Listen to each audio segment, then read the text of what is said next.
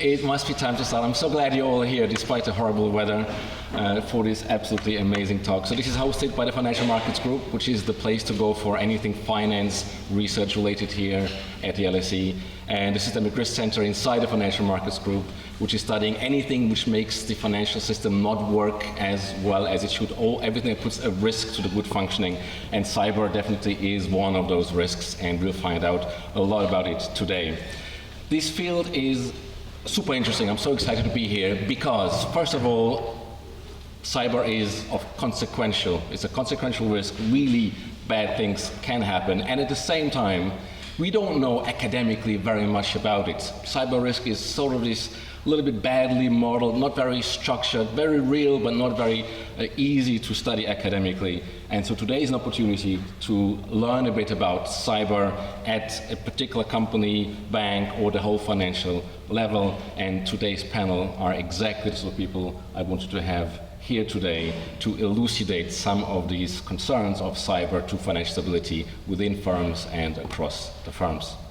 The speaker today is going to be, for some 25 minutes, Elisabeth Stheeman, who I will introduce now. All of these people's CVs are so long, so I will cut some corners here and there.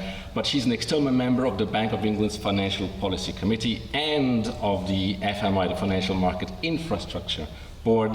From 2015 to 18, Elisabeth was a senior advisor to the Bank of England's PRA, and in this role she focused on governance across the UK's financial services sector. Before that, she was at Morgan Stanley for an awful lot of years, and before that she was Chief Operating Officer for LaSalle Investment Management, and since then has held a range of board positions and NED positions. She is, very importantly, a member of the LSE Council and the LSE's Finance and Estates Committee, and a member of the LSE Court. Elisabeth, ready? Yep. Let's go. Great.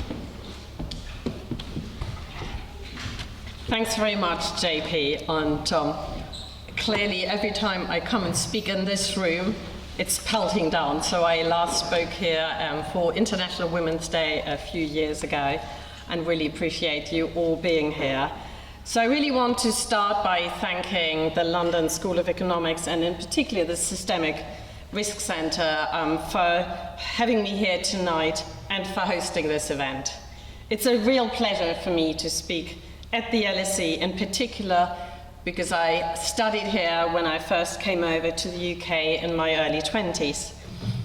As JP mentioned, I became a member of the LSE Court in 2011, of LSE Council in 2016, and was a member and deputy chair of the LSE's Finance and Estates Committee. So for those of you who might have seen Lincoln's Inn Field and some of the wonderful buildings, Marshall Building and others, I was very much involved in planning those, and others here in the room have been involved in this as well.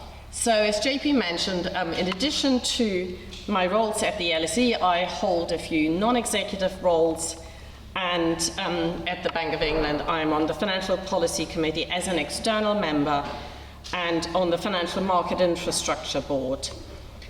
So the Financial Policy Committee, or FPC, is responsible for identifying, monitoring, and taking action to remove and reduce systemic risks with a view to protecting and enhancing the resilience of the UK financial system. Often we, as a committee, think about this in terms of financial risks and tests of financial resilience. Happily, the UK financial system has passed a number of tests to its resilience in recent years. In early 2020, the COVID-19 pandemic and the so-called dash for cash liquidity shock disrupted the functioning of a range of important markets and required central banks, including the Bank of England, to step in on a large scale, returning order to financial markets. Just over a year ago, in response to rapid sales of UK government bonds by liability-driven investments, or LDI funds, the Bank of England undertook a temporary and targeted programme of purchases to restore market functioning. Earlier this year, some parts of the overseas banking sector came under stress following the failure of 3 UK banks and then of Credit Suisse. The UK financial system was able to absorb rather than amplify these shocks and continue to provide services to households and businesses. We won't always be able to predict events like these that test the system, but we routinely do our stress tests of the financial system to make sure it's able to withstand the macroeconomic shocks that events like these might trigger and which might disrupt the provision of financial services. In July of this year, we published the results of our 2022-23 annual cyclical scenario, or ACS, which showed that, faced with a set of severe economic conditions, the major UK banks would be financially resilient and would be able to continue to lend to households and businesses. In addition to the ACS, we've worked with major banks and insurance companies to explore their exposures to climate-related financial risks. Finally, we recently launched our first system-wide exploratory scenario exercise, or SWES, to improve our understanding of the behaviours of banks and non-financial institutions in stressed financial market conditions. The FPC's job of protecting and enhancing financial stability involves looking for and monitoring risks that could disrupt the supply of vital financial services to UK households and businesses, and aiming to ensure the UK financial system has sufficient resilience to be able to maintain the provision of vital services. This means that, as well as looking at financial risks, we also focus on risks that could lead to systemic operational disruption. The focus of this speech is operational risk, the type of risk that affects systems and processes. Operational risk can be broken down into natural and man-made hazards. Examples of natural hazards are characterized in the government's National Risk Register as non-malicious risks, such as fire, floods, severe weather, and pandemic.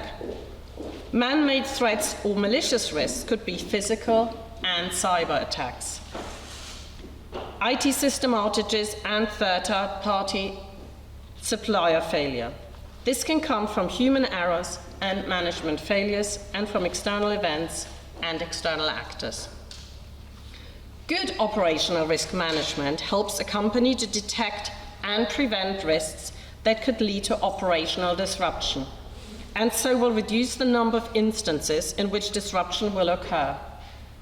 In 2021, the Prudential Regulation Authority, or PRA, set out its expectations for the operational resilience of firms' important business services, noting that disruptions can affect firm safety and soundness, undermine policyholder protection, and in some cases, affect UK financial stability. Indeed, as financial firms have become more digitized and interconnected, at an operational level, the associated risks have become greater threats to the wider financial system. If business operations are disrupted at a system-wide level, there might be consequences for financial stability, and so the focus of work to improve operational resilience has broadened. Resilience to operational risk now not only includes business continuity and disaster recovery, but the ability of firms and the financial sector to be able to continue to supply vital financial services through disruption and periods of elevated activity. Since the inception of the FPC in 2013, the risks from cyber attacks has been high on the committee's agenda. It is the most prominent operational risk the FPC has been monitoring. Cyber risks have also been at the forefront of UK businesses' minds. The Bank of England carries out a systemic risk survey to get a sense of what worries UK banks and other financial institutions. Cyber risk is frequently cited as a key source of risk to UK financial stability. The risk of a cyber attack is the most cited risk in the latest survey for the second half of 2023, with 80% of firms mentioning it. This is the highest proportion of respondents citing cyber risk ever recorded in the survey. Earlier this year, geopolitical risks were at the top of the list, but 3/4 of firms still worried about a cyber attack. These issues are not unrelated. The National Cybersecurity Center, or NSCS, has noted Russia's use of cyber capabilities to maximize its operational impact in Ukraine, calling this the most significant development in the cybersecurity threat internationally.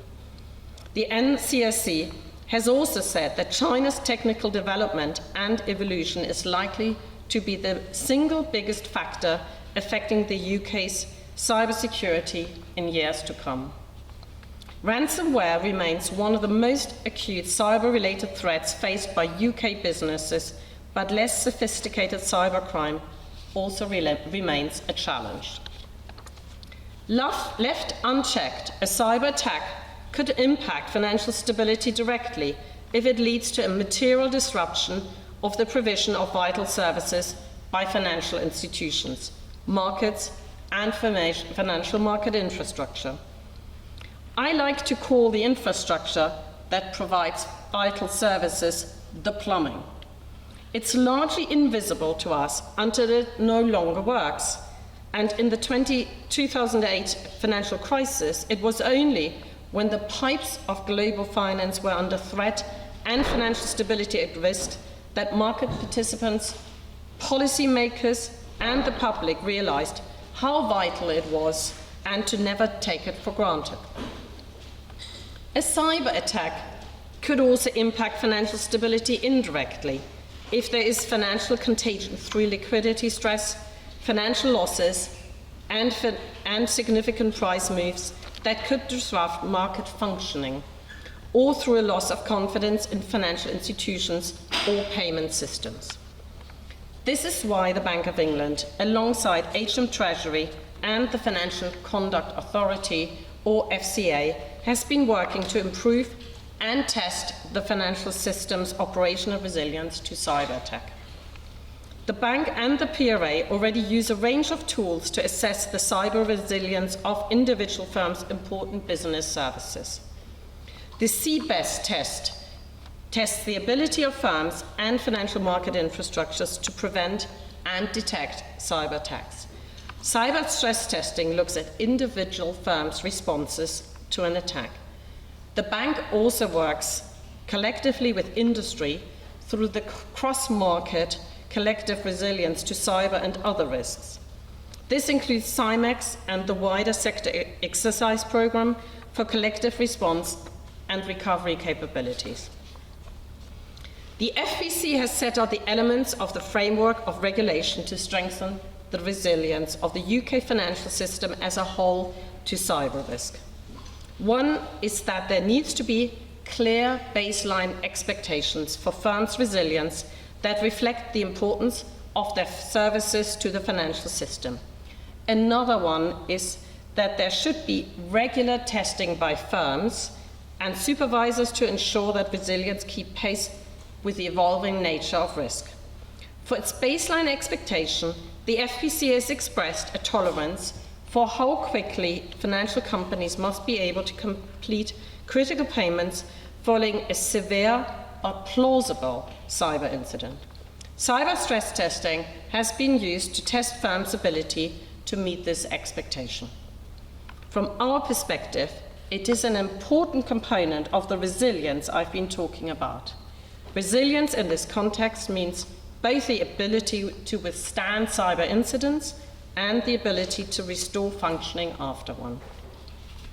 Last year, the FPC ran a cyber stress test to better understand the ability of firms to restore vital financial services after a hypothetical cyber incident. I'll now talk in more detail about this stress test and how it's helped us to do the job. In 2022, the cyber stress test focused on disruption to retail payments, a critical function of the financial system, particularly in view of the trend away from cash payments in recent years. In 2007, just over 60% of all payments were made in cash.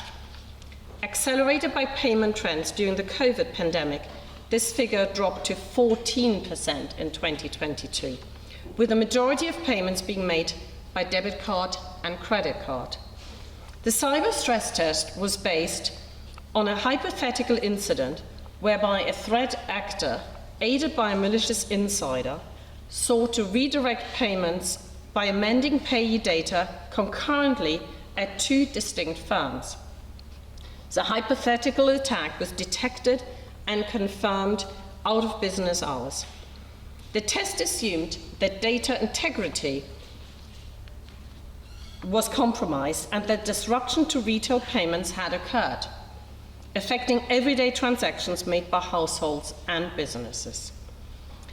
There were two main objectives to running the test.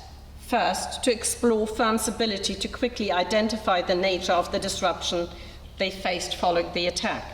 Second, to gather evidence on the potential impacts on financial stability in cases where firms were not able to restore vital financial services quickly enough to prevent disruption that would cause material economic harm. As I mentioned earlier, the FPC expressed baseline expectations for the ability of firms to restore services before there are material economic impacts. This is called impact tolerance. And impact tolerance is sometimes described as the maximum tolerable level of disruption to an important business service. For the FPC and our objectives, this is the point at which UK financial stability is affected. The impact tolerance was established such as the financial system should be able to make critical payments on the date they're due or the value date. This was a voluntary exploratory test. A number of systemic firms and financial market infrastructures were invited to participate, reflecting that their contribution to the operation of the UK financial system's vital functions was significant. But smaller firms were also invited to help us explore the channels through which disruption might become larger. Firms were expected to report back on whether they could continue to make critical payments on the date they were due. This was not a formal pass-fail assessment, but participating firms were expected to share their findings and any remedial plans with supervisors. There were a number of lessons from this test, including the need to consider contingencies, prepare suitable mitigating actions, coordinate with other firms and financial market infrastructure, and communicate throughout the incident. Let me say a bit more about each of these. It is important for firms to explore what contingencies are already available to them and consider how different contingencies could work together in an incident. In the case of our hypothetical scenario, this meant considering the options that firms have to reroute payments via alternative systems. The availability of clean data to use to reconcile and reroute payments is a prerequisite for this. Therefore, it is important for firms to develop and test suitable tools and/or scripts to help automate data reconciliation in advance of an incident. Planning and investment to ensure this could be done at scale and in an automated fashion to make it an effective contingency is also important. We also urge firms to identify and prioritize critical payments that are the most important for managing the impact of financial stability. More generally, appropriate planning, preparation, and testing will further strengthen individual firm capability and support the industry's ability to respond and recover. All of these efforts could help to lessen the impact of an incident. Where contingency may fall short, we noted that preparing suitable mitigating actions could also limit the risk of an incident causing financial instability. If they were to help minimize confusion for consumers and maintain public confidence in the financial system. This could be achieved by making emergency cash available or extending overdrafts in the case of retail payment, so that despite payments not being made, customers can continue to pay for essential services. Another lesson that was timely and coordinated decision-making and action across the industry is critical in limiting the impact of an incident. Firms should make decisions taking into account the potential consequences of their actions on others and understand the actions that others might take to contain the risk of contagion. This is particularly relevant where firms provide services to one another, for example, the financial market infrastructure I mentioned. To support this, it's essential that response actions, including any potential rerouting of payments via alternative payment systems and public communications, are coordinated effectively across the industry. The existing sector response framework, developed by the sector's Cross-Market Operational Resilience Group, or CMORG, plays an important role in this coordination. This framework sets out how organizations across the sector and government are connected. It also explains how they may respond to incidents individually and together when the impacts of an incident become broader than a single firm or financial infrastructure and require a degree of coordination, information sharing, and collective action. There should be consistent, effective, and timely communications throughout an incident. We know that communications are an important tool for maintaining public confidence in the financial system in times of extreme stress, because they can reduce the potential for contagion. Firms should communicate with a wide range of stakeholders, for example, customers, the public, regulators, the media, and other participants in the payment system. This should occur across a range of channels, including via the sector response framework, social media channels, and the traditional media. These lessons underscore the need for firms to prepare for a potential cyber incident, where data is corrupted or where a third party is operationally unavailable. The ability to make critical payments by the end of value date might not always be possible and might lead to adverse impacts on financial stability. However, the ability of firms to take suitable mitigating actions could limit the impact of financial and operational contagion, as well as the impact of the scenario on public confidence. A fellow member of the FPC, current Deputy Governor for Financial Stability and Chair of the Bank's Financial Market Infrastructure Board, or FMI Board, Sir John Cunliffe has noted, quote, "Operational resilience is not a technical issue, especially for the infrastructure firms that need to act as systemic risk managers. It must begin in the boardroom," end of quote. As has been recognized by the FPC previously, the 2022 cyber stress test highlighted that it might not always be possible for firms to make critical payments by the end of the value date, and that doing so might lead to adverse impacts on financial stability. In these cases, alternative mitigating actions might be appropriate, and firms should test for such situations and invest in responses that could effectively mitigate the impact on financial stability until services are restored. The FPC's impact tolerance accounts for both these situations. We also set our impact tolerance with regard to all operational disruptions to critical payments, whether they arise from a cyber incident or otherwise. I've talked mostly about cyber risk because they are prominent, and it's important that we continue to build resilience in this area. However, I'd like to emphasize that we're also doing an increasing amount of thinking about broader operational issues. Firms are making greater use of third parties, including cloud service providers, who offer services such as shared virtual data storage and processing capabilities. This has the potential to make firms more resilient to operational risk than using only on-site IT infrastructure. However, because the provision of these services is often concentrated in a small number of third parties, the more important these services become, the greater the threat to the UK financial stability if they were to face disruption. This makes the case for greater direct regulatory oversight of the services they provide.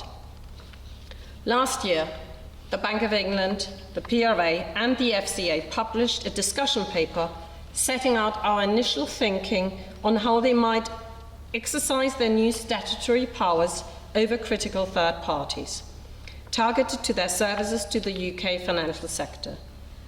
The regulators will follow up on this discussion paper with a consultation paper with draft rules and guidance for critical third parties in the coming months. Alongside this work on critical third parties and our cyber stress testing, the FPC continues to identify and monitor the channels through which operational risk could affect financial stability. This includes those arising through technological developments such as artificial intelligence and the use of blockchain technology.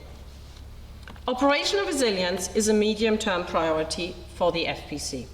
We are reflecting the key lessons I've set out today into our future cyber stress test and continuing to improve our macroprudential oversight of operational resilience in light of its growing importance to financial stability. I mentioned earlier how businesses have become more digitized and interconnected at an operational level, and how this increases the potential for disruption at one firm to lead to disruption at a system-wide level. Because of this, we are undertaking further work to advance and develop our understanding of how financial stability can be threatened by operational risks and how resilience can be strengthened at the system level. In short, we want to get prepared.